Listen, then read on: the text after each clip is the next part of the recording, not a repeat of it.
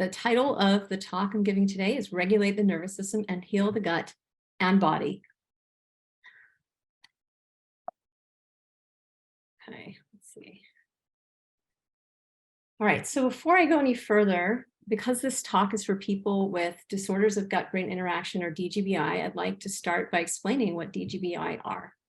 DGBI is the name given to a category of psychophysiologic or mind-body disorders, including irritable bowel syndrome, cyclic vomiting, chronic dyspepsia, which is a fancy way of saying stomach ache or pain, and chronic constipation. These diagnoses are given to chronic digestive symptoms occurring in the absence of disease, structural abnormalities, or dysfunction of the digestive organs. In other words, gut symptoms are happening without a clear physiological cause. Even when there's a clear physiological condition like inflammatory bowel disease or colitis, IBS can still sometimes be diagnosed.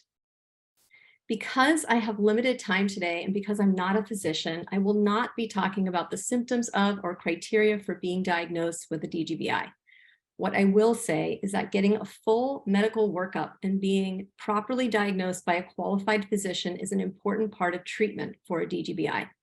If you've not been formally diagnosed by a physician, please seek medical care.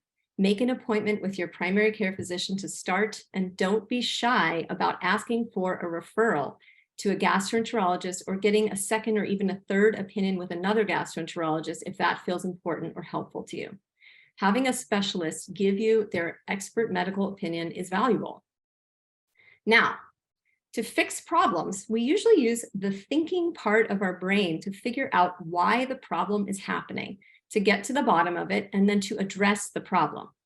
Healing your gut is unfortunately not something you can easily think your way through. Healing the gut is more complicated than that because the gut is a complex hotbed of activity containing digestive organs, a nervous system, 70 to 80% of your immune cells, some endocrine organs and all kinds of hormones, musculature, and a huge microbiome. We are talking about billions of bacteria. Your body is made up of more bacteria cells than human cells. So oddly enough, you are more not you than you are you. Your gut is so complex that we don't even understand completely how the gut works. We are constantly learning new things because there's still so much for us to learn. Given the complexity of the gut, I'm here today to share with you a little bit, and we really only have time for a little bit, about how to heal your gut. As a psychologist, the kind of approach I take is focused on the nervous system component of the gut. So that's what I'll be talking about today. As I'll talk about, the nervous system in your gut feels and senses a lot, which is why healing the gut is less a thinking approach and much more a feeling and relational approach. I'll be talking today about what, in a nutshell, needs to happen in order for your nervous system to shift so that your digestive system can stop doing symptoms and get back to more normal functioning. Normal digestion, I'd like to point out, is a relative term, meaning that what constitutes normal digestion for one person is not the same for every person.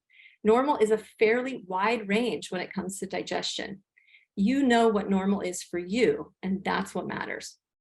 The goal is to get back to normal digestion.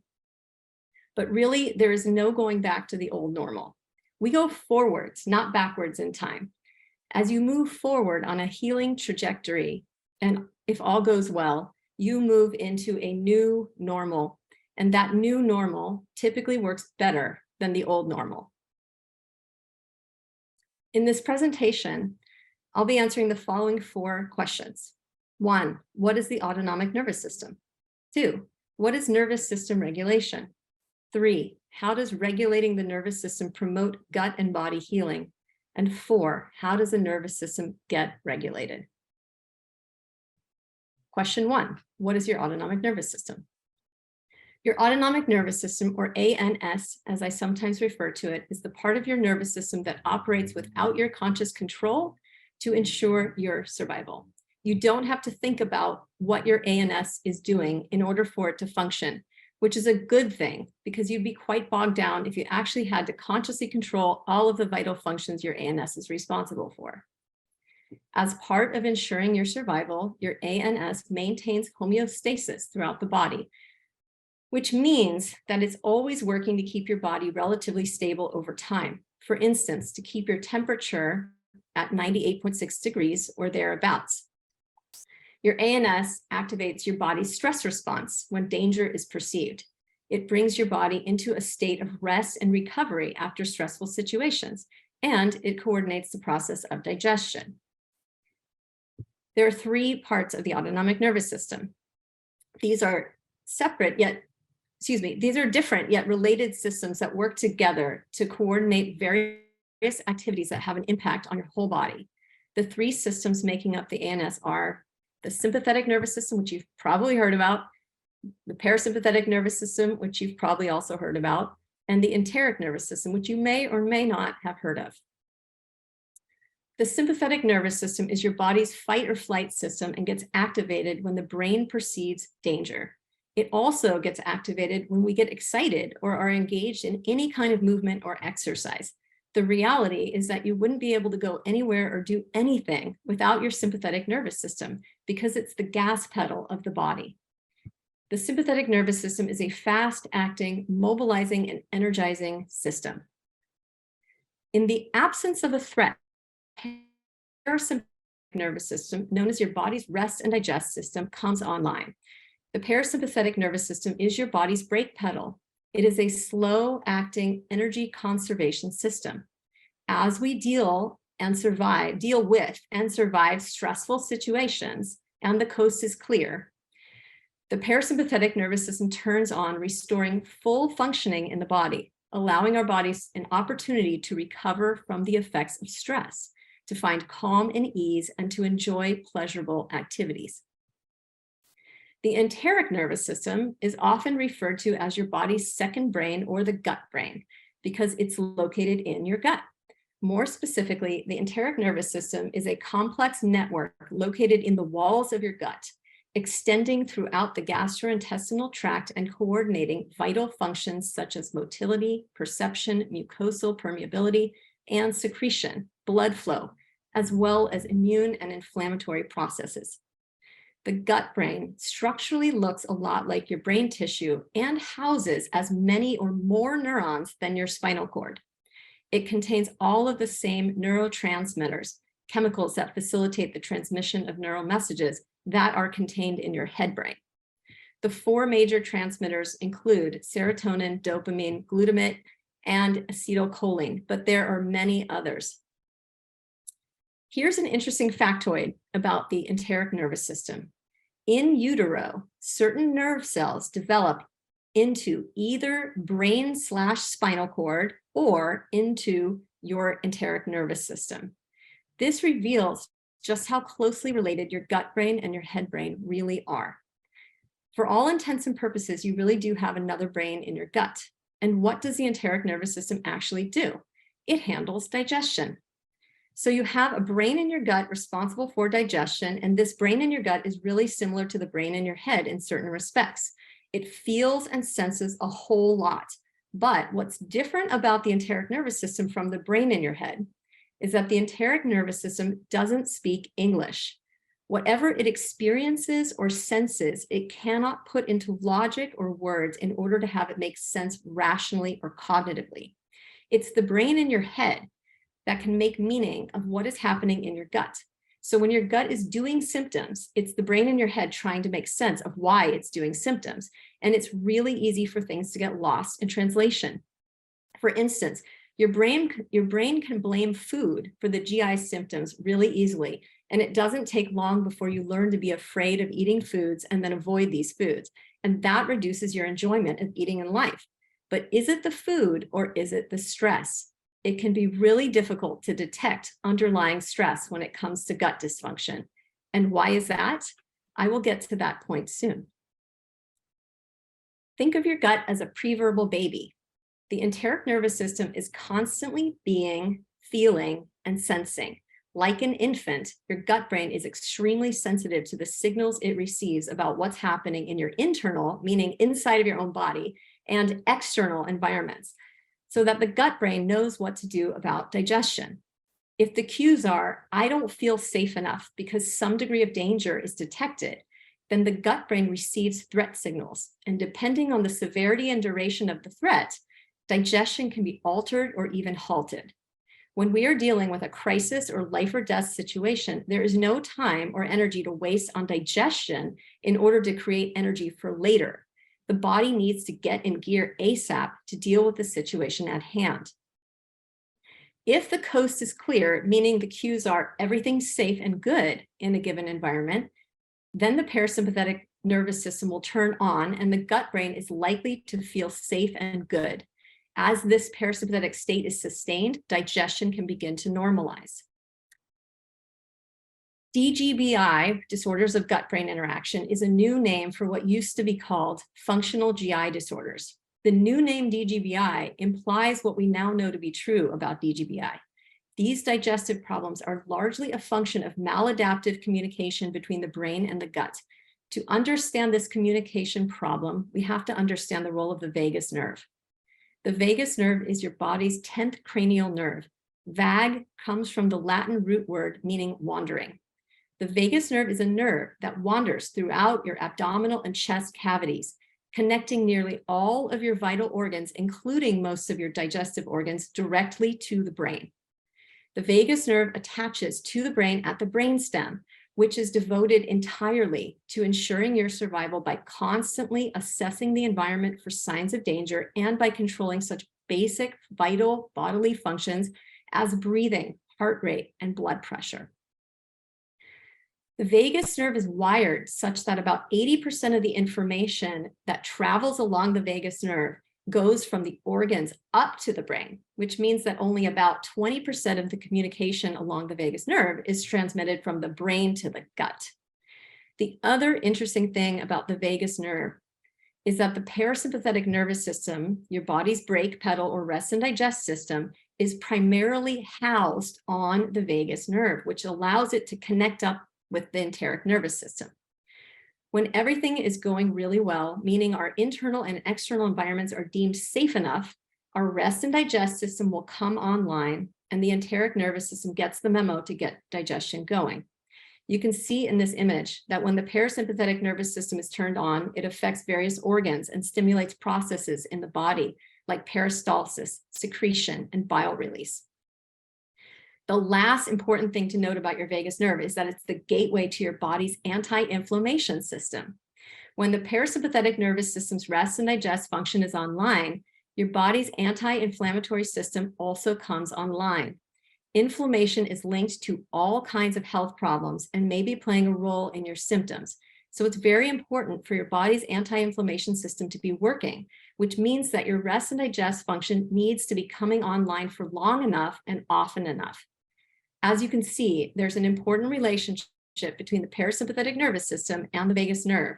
And given that the parasympathetic nervous system is a slower acting system, it takes time for the parasympathetic nervous system to get turned on and thus for digestion to start going smoothly again. I talked about what the ANS is. I also talked about the vagus nerve. Now we're on to question number 2. What is nervous system regulation? This is a picture of how nervous system regulation works. When a nervous system is well regulated, it means that there's a natural ability for the nervous system to move through activation settling cycles, which are cycles of getting sympathetically charged up and then settling back down into a parasympathetic rest and digest state. A well-regulated nervous system has a functioning window of tolerance or zone of regulation. These are just fancy ways of saying that there is some capacity your nervous system has to handle some degree of sympathetic arousal or stress. We call this capacity resilience. When you have sufficient resilience, it means that some stressful things can happen, but your nervous system and body can manage the stress well enough to stay within the window of tolerance such that regulation is maintained. Now, regulation refers to self-regulation, meaning that the body does sympathetic activation when it needs to and will come out of stressful states when the stressful situation is resolved. It knows how to get the parasympathetic back online and to settle the nervous system so that rest and digest can resume. Because the sympathetic and parasympathetic nervous systems are part of the autonomic nervous system, It makes sense that these activation settling cycles could happen more autonomically. Regulation is likely not what's happening when you have digestive symptoms. When you have a DGBI, what is likely happening is dysregulation. Let me now show you what dysregulation looks like. This is a graph and just a tool for understanding regulation. The regulation line is in gray and the dysregulation line is in red. You can see that the red line is way off course from the regulation line. Dysregulation happens when something occurs that exceeds your nervous system's capacity to manage the amount of energy, stress, or distress it generates. Whatever is happening is just too much to manage. This is the case in times of trauma or when our bodies get stuck in a state of chronic stress, stuck in sympathetic arousal, which is what trauma does to our nervous systems. Chronically stressed nervous systems are chronically revved, but you can have all kinds of symptoms, including symptoms associated with a freeze response. The point in time where the question mark is marks the point in time at which your nervous system got thrown off course or got dysregulated. However, your digestive symptoms may have begun well after that point in time. How can that be? Well, I said a few moments ago that I would say more about how it can be really difficult to detect underlying stress. It can be difficult to know that you are under stress or are chronically stressed because stress is not really a conscious process to begin with, because our nervous systems are designed to adapt in order to survive all kinds of threats, and because the responses that our nervous systems have to threats or the way our nervous systems function under stress trigger rather sophisticated defense mechanisms. These defenses serve to protect us by preventing us from feeling feelings, sensing sensations, or re-experiencing experiences that have been deemed too threatening to feel, sense, or experience. When feelings, sensations, and experiences are not conscious to us, we become unable to emotionally process and digest our life's experiences. And that prevents us from seeing, perceiving, and understanding certain things clearly. You can be conscious of becoming or being stressed, but you can also not be conscious of becoming or being stressed. You can be conscious of some things, but not others. You can understand that you feel stressed about things, but also minimize the stress so that it doesn't make sense why you have digestive symptoms because of stress. None of these decisions are necessarily conscious. If you are aware that some kind of stress or traumatic stress has preceded and led to the onset of your symptoms, then that question mark you saw in the last picture of dysregulation may not actually be a question mark for you. It may be better represented by this lightning bolt. I tend to work with people who have no idea why their digestive symptoms are happening. So for the patients I see, the lightning bolt is really a question mark, and that makes treatment complicated. Because if we typically try to mentally understand problems in order to find solutions to them, then not understanding the underlying stress that's driving the dysregulation becomes a battle, a fight response in and of itself, meaning that we can become stressed about the fact that we are having digestive symptoms and do not understand why, which is additional stress we don't need because it's just further exacerbating the dysregulation that actually exists. Why do I have these GI symptoms? What is causing my gut problem? These are very normal questions you probably asked when your digestive symptoms began. Questions that, despite thinking about them a lot, you don't necessarily have answers to. This is why it's important to get a full medical workup, a second and maybe third opinion from a gastroenterologist. If you have multiple physicians confidently diagnosing you with a DGBI, it becomes easier to accept that the problem is not a hardware problem, but a software problem. If you get a DGBI diagnosis and you don't know why your symptoms are happening, then you may as well assume that you have a dysregulated nervous system. And it's a fair assumption given what we know about how our bodies do stress. Let me say more about dysregulation. On these two lists, which are not comprehensive, are a number of symptoms that go along with a dysregulated nervous system. Dysregulation can present as hyperarousal, too much energy, too sympathetic, or hypoarousal, too little energy, not sympathetic enough. You can see that digestive symptoms are at the bottom of both of these lists. Many of these symptoms are psychological and behavioral symptoms and relate to such conditions as anxiety, panic disorder, trauma, post-traumatic stress disorder or PTSD, attention deficit hyperactivity disorder or ADHD, and depression. It is quite common for people with IBS to have a diagnosis with some kind of anxiety, panic, or depressive disorder.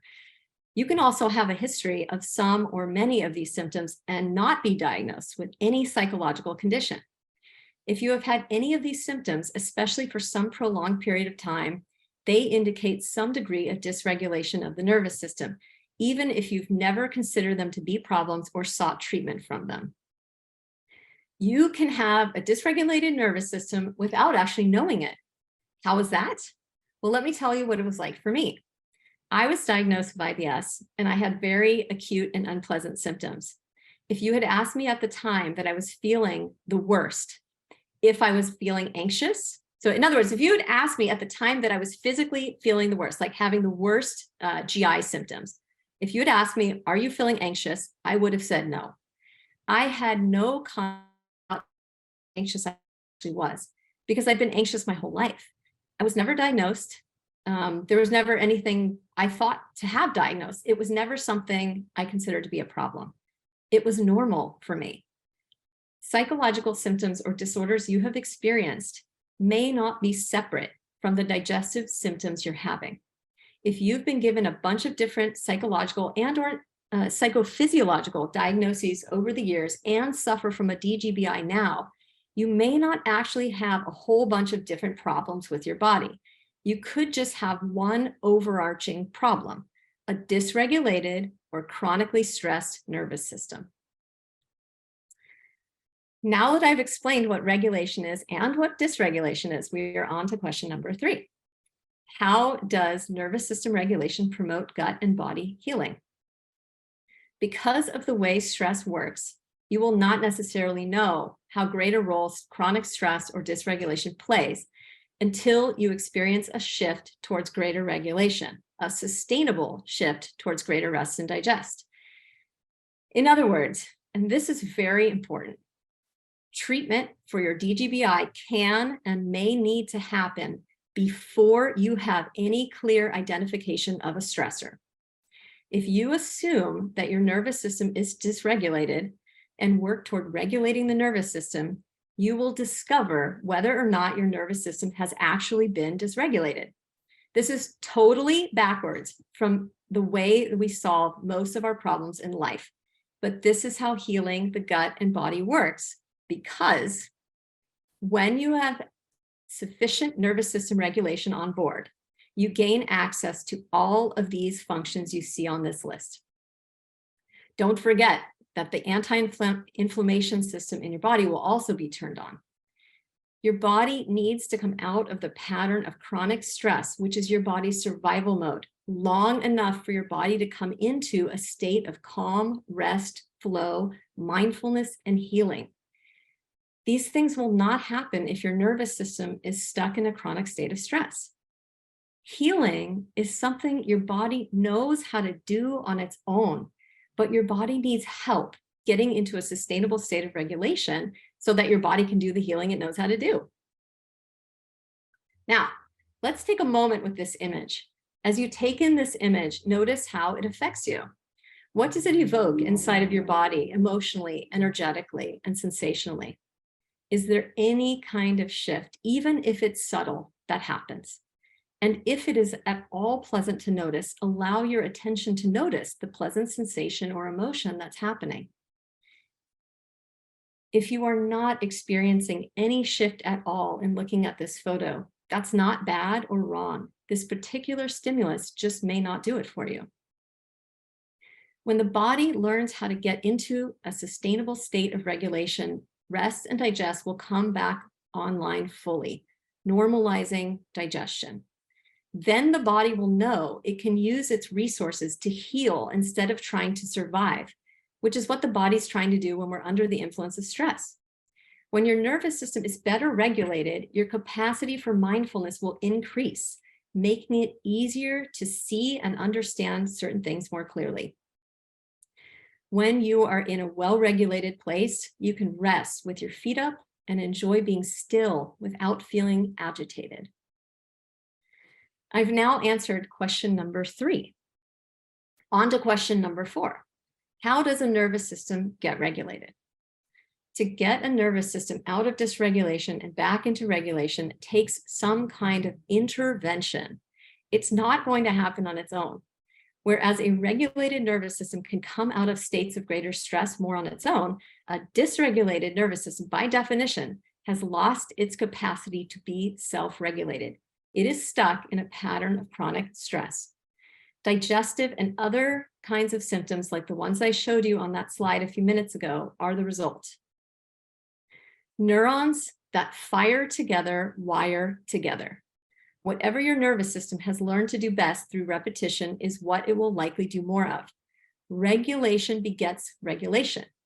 Dysregulation begets dysregulation.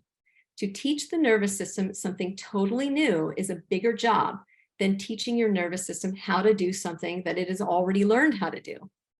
If your nervous system has learned to do dysregulation and digestive symptoms, no matter how long your nervous system has been stuck in that pattern, the fix is getting the nervous system regulated.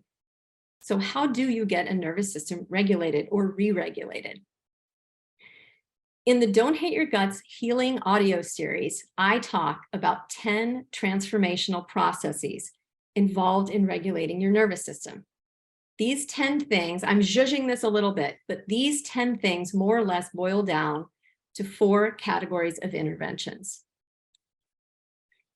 The 4 types of interventions are learning and discovering more about your body and yourself, improving basic self-care by shifting self-care strategies and behaviors, resolving or changing your relationship to stressors that activate the sympathetic nervous system, which is also the same thing as saying reducing stress or calming the sympathetic nervous system, and 4, turning on the parasympathetic nervous system. Healing is something your body knows already how to do, but you have to be willing to approach this problem differently than the way you approach other problems. You have to learn what you need to learn. I don't know what that is for you, because that's something you will discover on your healing journey.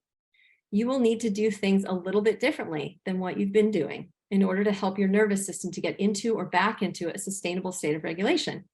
Again, I don't know what these things are, but you will discover that on your healing journey. So let me talk about the first category of interventions. Learning and discovering more about your body and yourself is just one category of interventions, a wide category, including but not limited to learning about your nervous system, how it works, how it does stress, and how it feels when you feel good. It could include learning and developing some essential skills, how to get into a healing mindset, and how your relationships, including your relationship with yourself and all the parts of you, interact with your symptom experience. It includes learning which interventions work and which don't, about your needs, especially any unmet needs, and about what I call the tangled web of dysfunction, which refers to the patterns or layers of stress at play that conspire to keep your nervous system dysregulated. The second set of interventions relate to basic self-care. By basic self-care, I'm talking about 6 things: sleeping, hydrating, eating nutritious meals as often as your body needs you to, exercising, getting fresh air, outdoor time and time in nature, and socializing.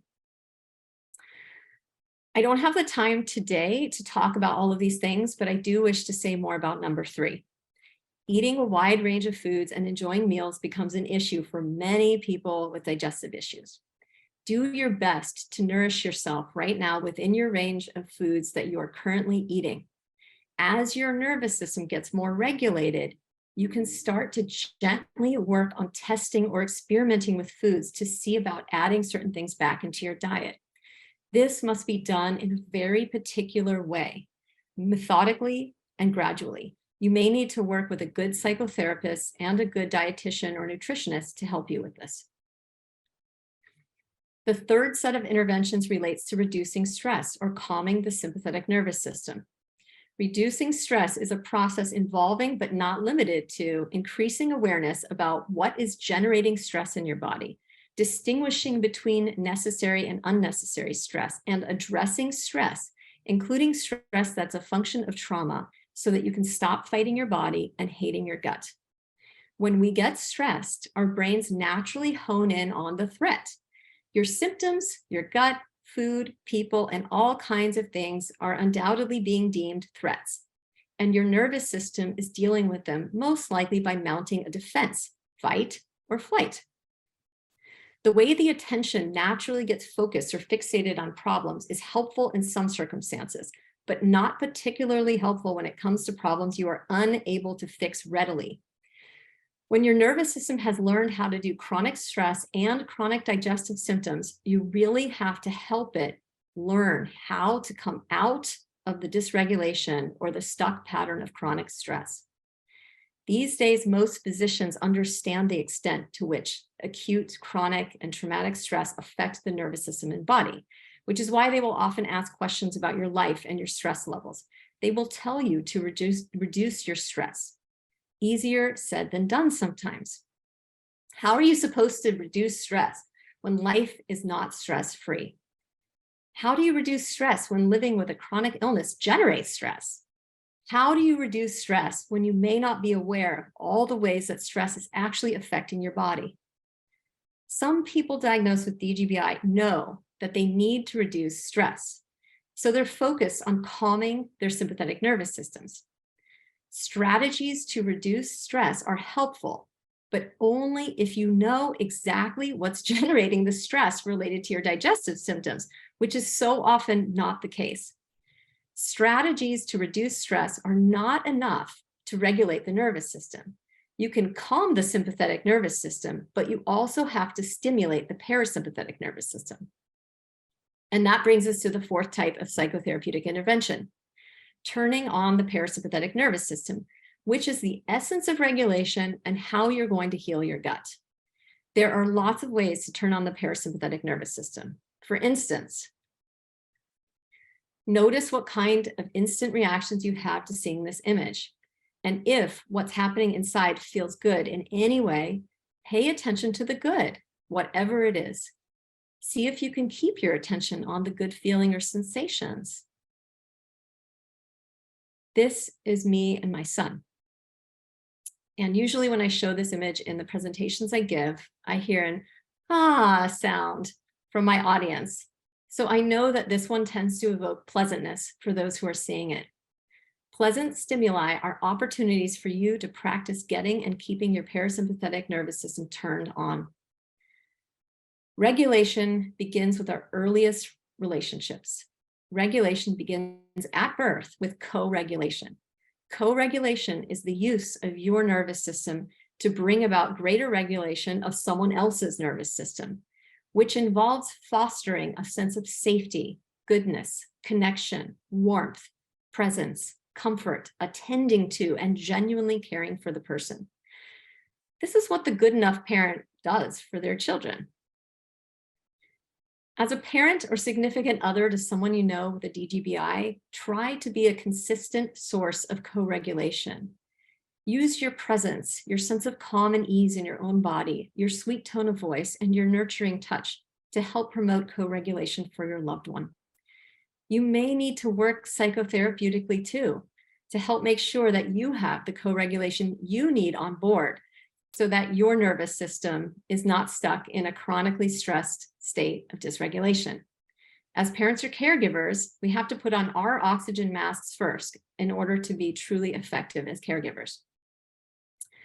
As adults, especially adults with chronic illness, we become more baby-like at times as we feel weak, emotional, vulnerable, tender-hearted, sick, scared, or needy.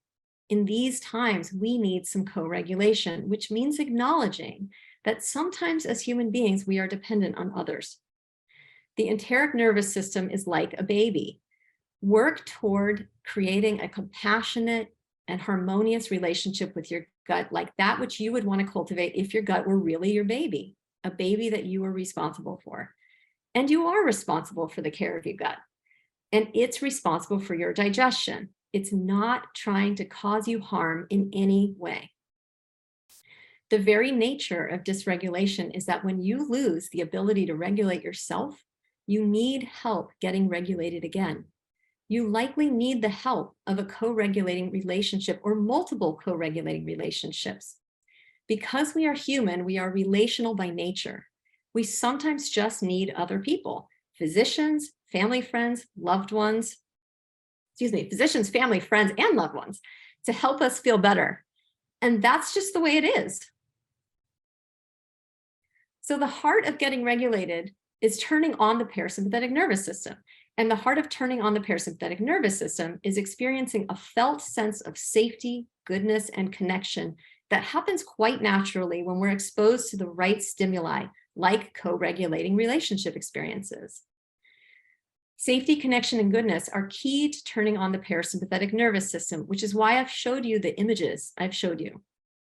Turning on the parasympathetic nervous system can also involve calming and soothing practices like yoga or meditation, calming and soothing environments like being out in nature, listening to calming and soothing music, or being around calming and soothing people.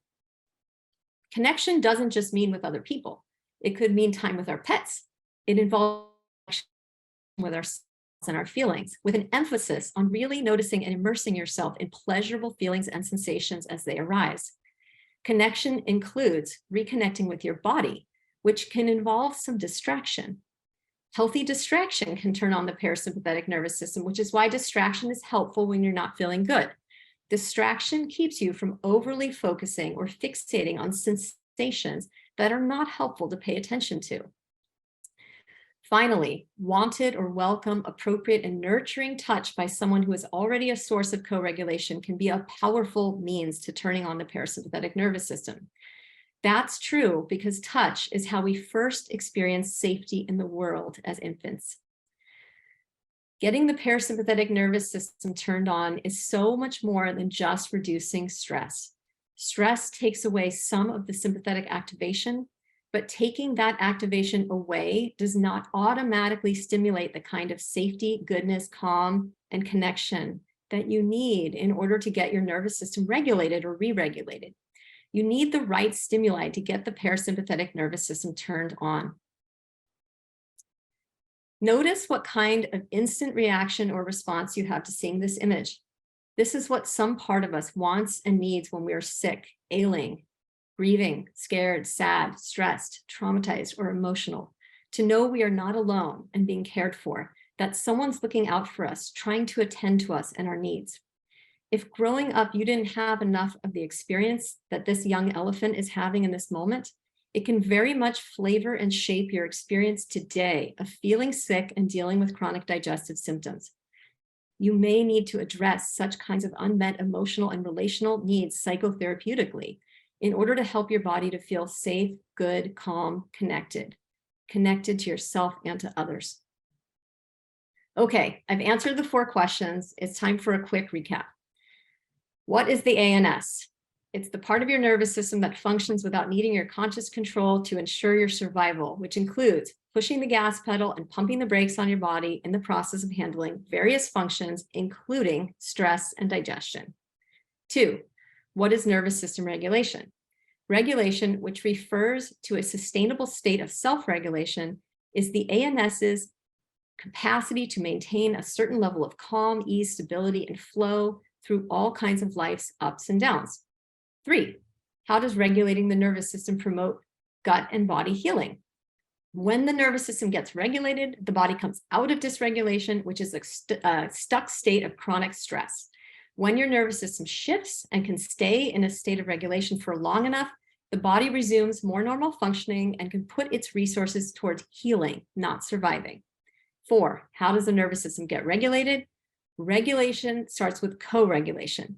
When we get dysregulated, we need help getting regulated with interventions. When you have a DGBI, getting your nervous system better regulated is primarily a function of turning on your parasympathetic nervous system with some degree of co-regulation in conjunction with calming the sympathetic nervous system, learning new things, and doing certain things like self-care differently.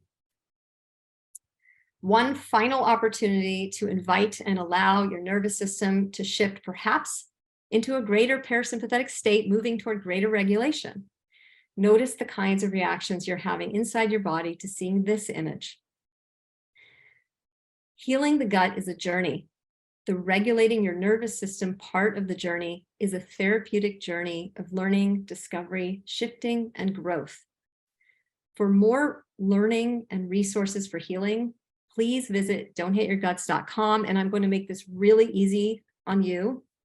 This QR code will take you right to the homepage of don'thateyourguts.com. There you will find lots of helpful resources, including 2 different educational courses you can take at your own pace. I've also provided you with information about these 2 courses in a handout that you'll have in your email inbox any minute now. The first course I have available is called the Brain-Gut Connection Series. It's a 5-part series offered either as an audio or a webinar. There's 2 versions. The distinction is that one is an audio, one is a webinar, and one offers some information about polyvagal theory, and one does not mention polyvagal theory at all. The series is really an in-depth learning experience about the ANS, regulation and dysregulation, the stress response, traumatic stress, and the tangled web of dysfunction. It also gives you an overview of what healing is. So it's really packed with good information, much more than I had time to talk about here. The second series is the Healing Audio Series. It's a 3-part series all about healing, including how to get into a healing mindset and the 10 transformational processes involved in regulating the nervous system, which I talked about. Well, I mentioned it today and I kind of distilled that down. So you can access these courses at the top of the homepage at don'thateyourguts.com. Also, toward the top of the website, you'll see a dialog box for joining the Don't Hate Your Guts email list. By signing up, you'll receive a free short ebook that I'll be releasing soon. If you liked this presentation, I think you'll like the ebook. Again, the ebook is free. All you have to do is subscribe to my email list at don'thateyourguts.com. I also have a blog on the website, and I recommend reading through the posts, starting with the welcome post, which is the first one you'll see if you click the blog link. Lastly, if you scroll down to the bottom of the homepage, you'll find links to my social media. I invite you to follow me on Insta, Facebook, YouTube, LinkedIn, and Twitter. All of those handles are on the screen. Thank you so much for coming to this talk today. I hope you've enjoyed this presentation. I hope you're taking away some useful information.